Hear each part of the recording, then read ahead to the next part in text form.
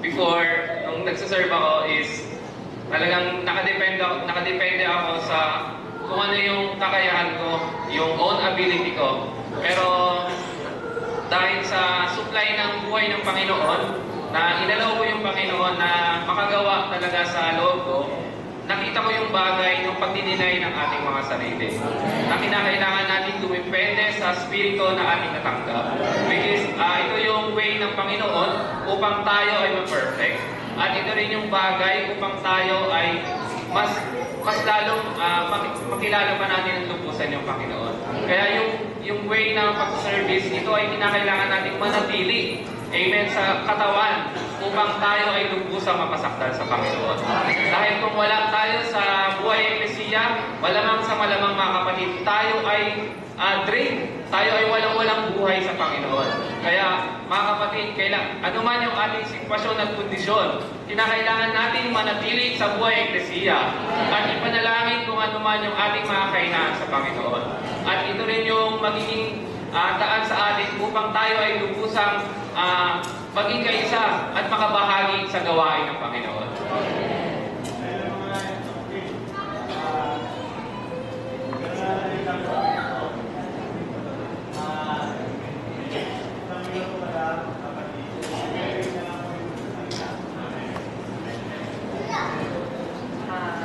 Praise God. Gamay lang ito, kaayo. Magkano lang kami mag-thank you sa accommodation ni Sister Nanette, Sister Arlene, and Brother Dino, and Brother Lito. At naging bunga kami sa bunga, sa barangay bunga. And dapat hindi tayo mag-stop sa pagiging bunga na tanggap natin si Kristo. Kasi dito sa mundo natin, Satan come here to kill, destroy, and kill. To steal, kill, and destroy. So dapat, every day, magpipiling tayo ng Word ni God every day. Tatawagin natin siya sa pangalan niya. And hindi tayo mag-stop doon kasi pag nag-stop tayo, may steal tayo. Yun lang po. Magandang umaga po sa inyo lahat. Wala, mas may siya po. Salamat po kasi yung pagtulog namin doon, ito sa akin, yung pagtulog namin kila Brother Chino and Sister hindi siya si Tente. Kasi tinanong ako ni Brother Boy, saan ko to boss ko to sa office Sabi niya sa akin, ano ba, gusto mo mahiga na kasi pwede natin baguhin. Sabi niya, pwede natin dito na lang kayo. Sabi ko, Sir, kung ano yung decision mo kanina, magsabit ako doon, yun na, huwag mo na baguhin. So, hindi kami nagsisinigisan dahil tulog na kami. Solo namin yung room, ang ganda ng room namin, kasi sa inyo. So, hindi na ang maganda, pagkatapos noon, nag-MR kami, kagabi, nag-chat ako kay Sir Boy, buti na lang isip pa siya kay Brother Boy. Ano ba yung topic natin, nag-picture ako ng mga MR, sinundan niya ako ng MR. Doon sa room, nakalagay ng MR doon ang tawag nyo doon, yun na yun, nandun siya. So, siguro sinadya nila, Brother Chino na nandun yun. So, siyempre ako, pinasa ko naman. Tapos, yun nga. So, ayun, dala-dala lang mas kami punta daw kami ilog, sino daw gusto maligo. Ako talaga gusto maligo. Maya-maya habang naliligo ako, sarap ako sa tubig. Sabi ni Brother Lito, Aperlito, ayan, sabi niya, may sasabihin doon sa importante. Naramdaman ko na yan.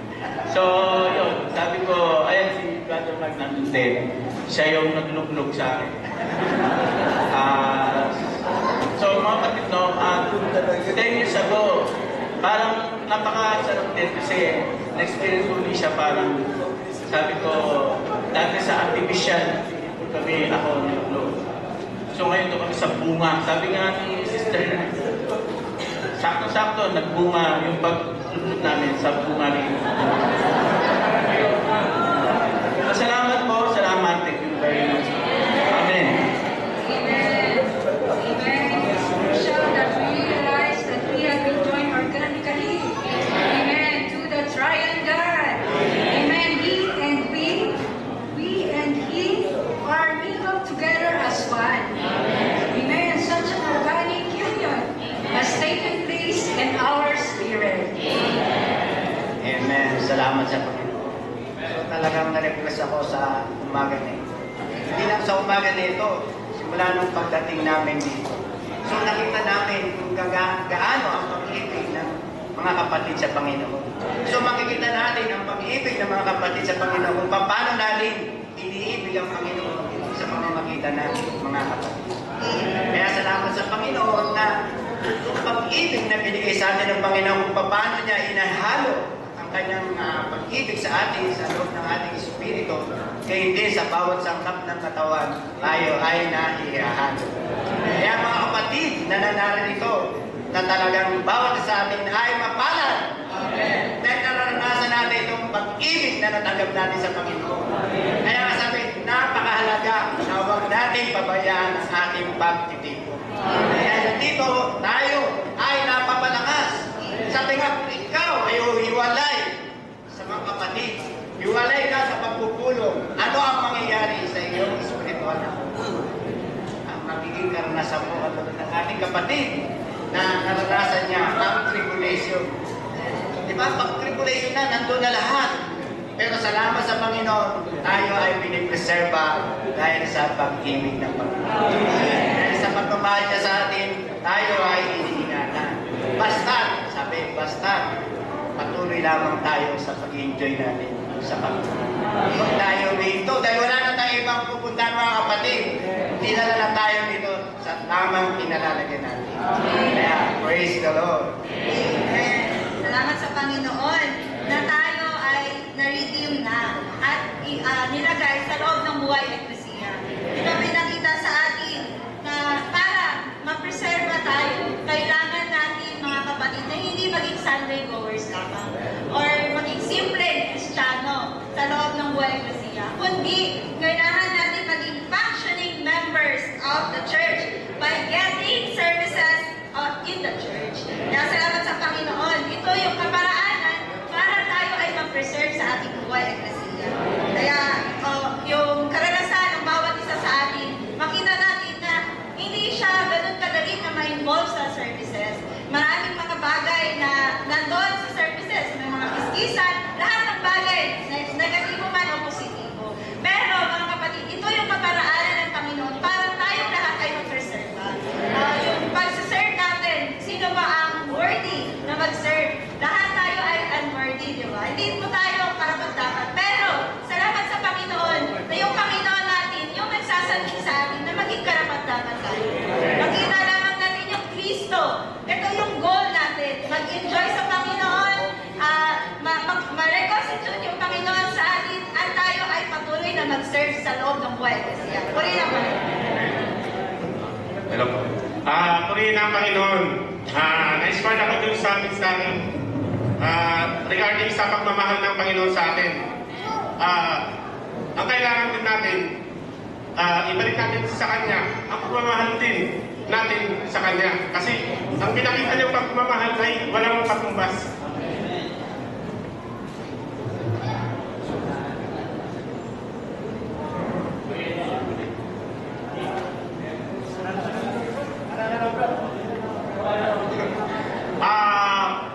Na-inspired ako na ang kailangan natin sa buhay ay kailangan lang ng simpleng buhay.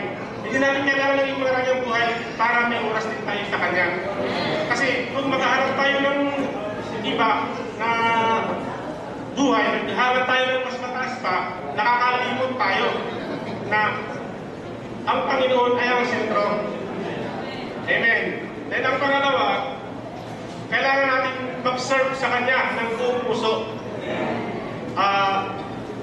Sabi nga kanina na iiwan natin yung first love.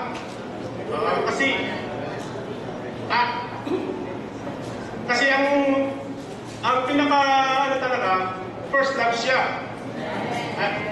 Hindi importante yung anak mo or ano, importante in the sense na kailangan natin kasi nandiyan sa tabi natin. Pero sino bang nagbigay niyan, di ba? Ang Panginoon din. Amen. Then, pangatlo, since pagmamahal ng ang topic kanina, kailangan din natin maging be kind with others. Kasi kung wala tayong ganun, eh paano mo nasasabi na mahal mo ang Panginoon? Eh hindi mo na kayang magbigay ng kind sa iba. Then ang pang-apat, respect life. Kailangan natin respetuhin din ang buhay ng iba. Then, ang pang-lima, kailangan natin magbigay din ng awa sa iba. At ng ganon, kasi ganon din ang pinakita ng Panginoon sa atin. Ang kailangan kasi natin, ang awa din ng Panginoon. Amen. Then, love the church is not important. Kailangan natin mahalin ang Iglesia. Kasi kung ito yung pinakasinto talaga. Kasi kung mawala ang pagmamahal natin sa Iglesia, mawawala din ang pagmamahal natin sa Panginoon. Amen. Then, love your family. Because ang family, kumbaga, yung anak mo, yun ang susunod na henerasyon din. Siyempre tayo, dadaan din tayo dito sa mundo. Yung anak mo ang susunod. Kung mapabayaan mo yung anak mo, mawawala pa yung sinasabing malilihis din ang landas ng anak mo kung mapapabayaan natin. Amen. Then, the last but not the least, love the Lord with all your heart. Amen. Muli ng Panginoon, sa churching na ito, nakita ko ang mga kapatid sa Mindanao ay lumalago ng matibay, dahil ng pag-ibig ng Panginoon. Kita ko lang yung mga meeting hall, ang lalaki. Sabi ko siguro, ganun ang pag-ibig nila sa Panginoon. At naka-faithful nila sa pagbibigay. Una, naibigay na nila ang kanilang sarili kasi naibigay na nila ang kanilang salapi sa Panginoon. Kita ko dito talagang at saka bakit napakadami ng bawat eklesiya na member ng church ng Panginoon. Dahil sa buhay ng Panginoon na lumalago sa bawat isa. Nag-aalagaan, sabi nga ng isang brother, ang pulso ng buhay ng eklesiya ay ang home meeting. Talagang nag-aalagaan sa bawat isa. Kaya nga merong mga training, mga responsible ones, following sa kung paano ang mag-aalagaan sa bawat isa. Salamat sa Panginoon. Humingi rin ako ng sample. Bibigay. Dahil nakita namin napaka-faithful magbigay ng mga Amen. Salamat sa Panginoon sa paghahalo, mga kapatid. Unay nga ang paghahalo, ito yung pagtatayo ng katawan. Amen. At kayo umaga, pinakita sa atin yung kahalagahan ng paglilingkod. Amen. Bilang mga sangkap ng katawan, kailangan natin makita yung kahalagahan ng paglilingkod. Amen. At ang paglilingkod na ito, mga kapatid, ay hindi ayon sa ating sarili. Right? Hindi ayon sa ating kagustuhan. Kundi ito ay ayon sa pagkilos ng buhay at paggawa ng buhay sa atin. Amen. Purihin ang Panginoon. So dito sa Aklat ng Galasya, pinakita din sa atin na tayo ay mga kunin man. Amen. Tayo ay mga hulog, mga kapatid. Bagi yung ating tripartite being, ito ay hulog, mga kapatid. No? Ngunit salamat sa Panginoon. No? Ang Diyos ay dumating. Amen. Tayo ay iniligtas. Amen. Siya ay nagpusiso upang matanggap natin yung kanyang buhay. Amen. Matanggap natin yung kanyang esensya, kanyang pagkalimilo, kalikasan, elemento, nang sa gayon tayo ay masangkapan. Mapunuan at katibakan nito nang sa gayon tayo ay makapaglingkod sa buhay ng Eklesiya. Amen. Purihin ang Panginoon. At sa buhay ng Eklesiya, mga kapatid, kung saan ang bawat isa ay nagpapalakas at nagpapatibay sa atin. Oh Lord Jesus, naway i-preserve tayong lahat sa buhay ng Eklesiya.